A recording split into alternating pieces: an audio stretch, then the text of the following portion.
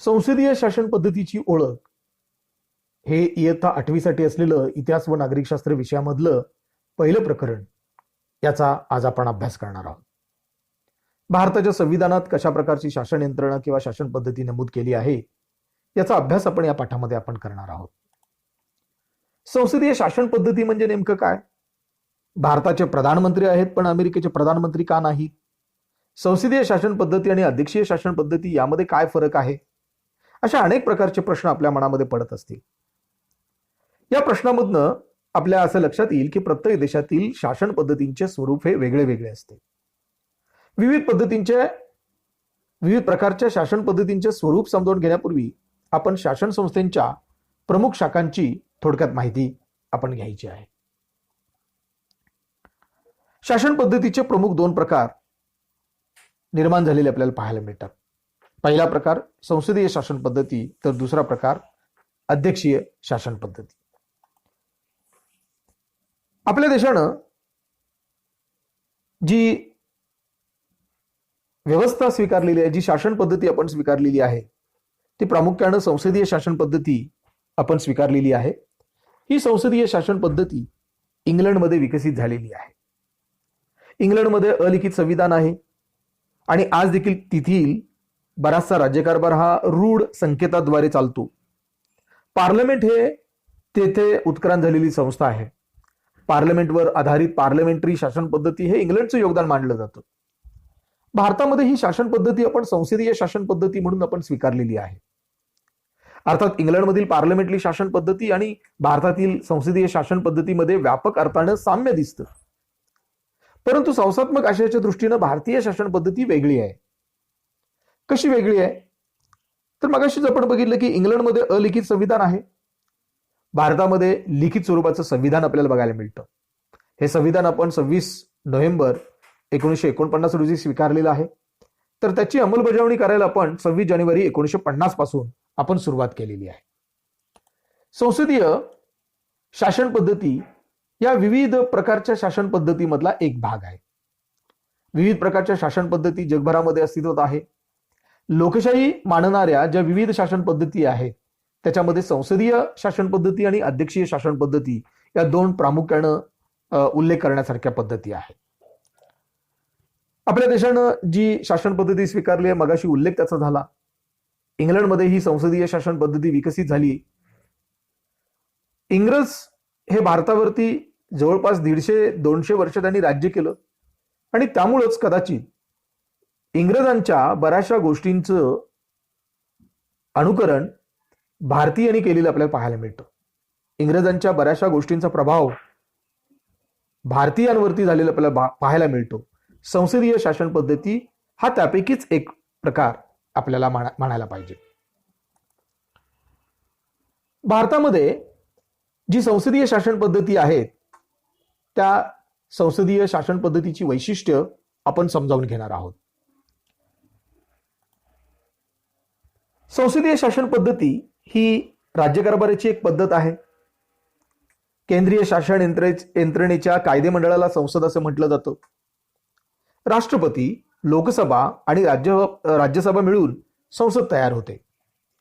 हे संसदीय शासन पद्धतीचं सगळ्यात महत्वाचं वैशिष्ट्य. त्यानंतर दुसरं वैशिष्ट्य आहे ते म्हणजे की संसदेच्या लोकसभेतील प्रतिनिधींची निवड ही जनतेकडून थेटपणाने होते आणि सभागृहातील सदस्यांची संख्या ही निश्चितपणाने असते. लोकसभेच्या निवडणुका ठराविक मुदतीनंतर होतात. या निवडणुका सर्व राजकीय पक्ष लढवतात.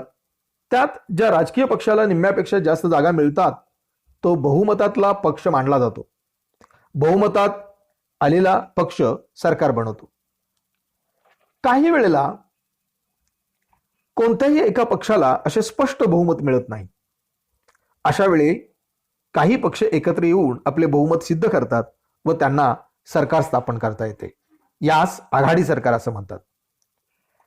अशा पद्धतीनं जनतेकडून निवडून आलेले प्रतिनिधी कायदेमंडळाचे सभासद होतात व बहुमतातल्या पक्षाला आपले सरकार स्थापन करता येते. या बहुमतातल्या पक्षाचा नेता हा प्रधानमंत्री होतो व तो आपल्या काही सहकाऱ्यांची मंत्रिपदासाठी निवड करतो. प्रधानमंत्री व त्याचे निवडलेले मंत्रिमंडळ हे संसदीय शासन पद्धतीतील कार्यकारी मंडळ होय. प्रधानमंत्री आणि त्यांनी निवडलेले मंत्रिमंडळ यालाच कार्यकारी मंडळ म्हटलं जातं. ही गोष्ट इथं नमूद करण्याची बाब आहे. प्रधानमंत्री व त्यांनी निवडलेले मंत्रिमंडळ हे संसदीय शासन पद्धतीतील कार्यकारी मंडळ आहे. संसदीय शासन पद्धतीतील कार्यकारी मंडळावर दुहेरी जबाबदारी असते. कार्यकारी मंडळाची जबाबदारी कोणकोणती असते? एक, कार्यकारी मंडळ म्हणून त्यांना कायद्याची अंमलबजावणी करावी लागते. आणि दुसरी जबाबदारी, ते कायदे मंडळाचेही सदस्य असतात आणि म्हणून त्यांना कायदे मंडळाशी संबंधित जबाबदाऱ्या देखील पार पाडाव्या लागतात. प्रधानमंत्री व त्याचे मंत्रिमंडळ आपल्या सर्व कृती आणि धोरणांसाठी पुन्हा कायदे मंडळालाच जबाबदार असतात. याचा अर्थ असा की मंत्रिमंडळाला कायदे मंडळाला बरोबर घेऊन राज्यकारभार करावा लागतो. म्हणूनच संसदीय शासन पद्धतीला जबाबदार शासन पद्धती म्हणतात. तसेच सामूहिक जबाबदारी हे संसदीय शासन पद्धतीचे आणखी एक वैशिष्ट्य आहे. एखाद्या खात्याचा निर्णय हा राज्याचा निर्णय मानला जातो. या निर्णयाची जबाबदारी संपूर्ण मंत्रिमंडळाची असते. ती प्रत्यक्ष आणली जाते. हे आपण पुढील 2 पाठामध्ये आपण अभ्यासणारच आहोत. संसदीय शासन पद्धतीत कार्यकारी मंडळ कायदे मंडळाच्या विश्वासावरती अवलंबून असते. याचा अर्थ जोपर्यंत कायदे मंडळाचा कार्यकारी मंडळाला पाठिंबा असतो अथवा संमती असते तोपर्यंतच कार्यकारी मंडळ म्हणजेच प्रधानमंत्री व मंत्रिमंडळ अधिकार पदावर राहते.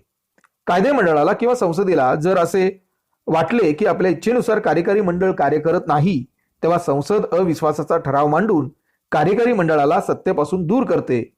अविश्वासाचा ठराव हे नियंत्रणाचे एक प्रभावी असे साधन आहे.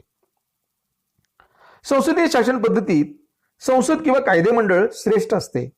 लोकांनी निवडून दिलेले प्रतिनिधी सामान्य जनतेच्या अपेक्षा संसदेत व्यक्त करतात. लोकहितासाठी काय केले जावे हे संसद ठरवते. ते लोकांच्या प्रतिनिधीचे सभागृह असल्याने व जनतेचा सर्वश्रेष्ठ अधिकार व्यक्त करत असल्याने संसदेचा दर्जा हा श्रेष्ठ असतो. आता आपल्याला प्रश्न पडेल की संसदीय शासन पद्धतीच आपण का स्वीकारली? आपल्या देशानं संसदीय शासन पद्धती का स्वीकारली? याच्या पाठीवरची काही कारणं आहेत. ब्रिटिश राजवटीच्या काळातच भारतामध्ये संसदीय संस्थांची निर्मिती झाली होती. ब्रिटिशांनी या पद्धतीने राज्यकारभार करायला सुरुवात केलेली होती. संसदीय शासन पद्धती हा सुद्धा भारताच्या स्वातंत्र्य लढ्याचा एक आविष्कार आहे. त्यामुळे या पद्धतीचा भारतीयांना परिचय झाला होता. संविधान सभेत या पद्धतीवर बरीच चर्चाही झाली. संविधानकर्त्यांनी या पद्धतीत भारतीय परिस्थितीला अनुकूल ठरतील असे बदल केले. संसदीय शासन पद्धतीत चर्चा विचार विनिमयाला मोठा वाव असतो. सार्वजनिक हिताच्या प्रश्नावर संसदेत चर्चा होते. या चर्चेत विरोधी पक्षांचे सभासदही भाग घेतात. योग्य ठिकाणी शासनाला सहकार्य करणे, धोरणातल्या किंवा कायद्यातील त्रुटी दाखवून देणे,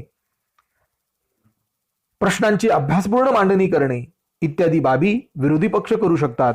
त्यामुळे संसदेला अधिक निर्दोष कायदे करता येणे शक्य होते. शासन पद्धतीचे जे 2 प्रमुख प्रकार आपण बघितलेत त्याच्यामध्ये संसदीय शासन पद्धती हा प्रकार आपण बघितला. आपल्या देशामध्ये संसदीय शासन पद्धती आहे याबद्दल पण आपण आता सविस्तर आपण चर्चा केली. अध्यक्षीय व्यवस्था असणारे, अध्यक्षीय शासन पद्धती असणारे जगाच्या पाठीवरती काही प्रमुख देश आहेत. यामध्ये अध्यक्षीय शासन पद्धतीचा वापर करणारा जो एक प्रमुख देश म्हणून आपण ज्याचा उल्लेख करू शकतो तो देश अमेरिका हा आहे. संसदीय शासन पद्धतीपेक्षा अध्यक्षीय शासन पद्धती ही पूर्णतः वेगळी आहे. कायदे मंडळापासून कार्यकारी मंडळ अलिप्त असलेली आणि त्यात कार्यकारी प्रमुख म्हणजे थेट राष्ट्राध्यक्ष हा थेट जनतेकडून निवडला जातो ती पद्धती म्हणजे अध्यक्षीय शासन पद्धती होय. शासन संस्थांच्या तिन्ही शाखा या पद्धतीत एकमेकांपासून स्वतंत्र असतात, परंतु त्यांच्या कार्यात एक सूत्रता येईल इतपत त्यांच्यात संबंधही असतात. अध्यक्षीय शासन पद्धतीचा अवलंब अमेरिकेने केलेला आहे. या शासन पद्धतीची काही वैशिष्ट्ये आहेत, ती वैशिष्ट्ये आपण थोडक्यात समजावून घेऊया. एक, अध्यक्षीय शासन पद्धतीत कायदे मंडळ व कार्यकारी मंडळ थेटपणे परस्परावर अवलंबून नसतात. कायदे मंडळाची दोन्ही सभागृह तसेच राष्ट्राध्यक्ष हे जनतेकडून निवडले जातात. राष्ट्राध्यक्ष कार्यकारी प्रमुख असतात व त्यांच्या हाती कायद्याच्या अंमलबजावणीसह अन्य अनेक अधिकार असतात. अध्यक्षीय शासन पद्धती ही अशा प्रकारची रचना असली तरी कायदे मंडळ व कार्यकारी मंडळ परस्परावर नियंत्रण ठेवते. परस्परांवरील नियंत्रणामुळे जबाबदार पद्धतीने राज्यकारभार होऊ शकतो.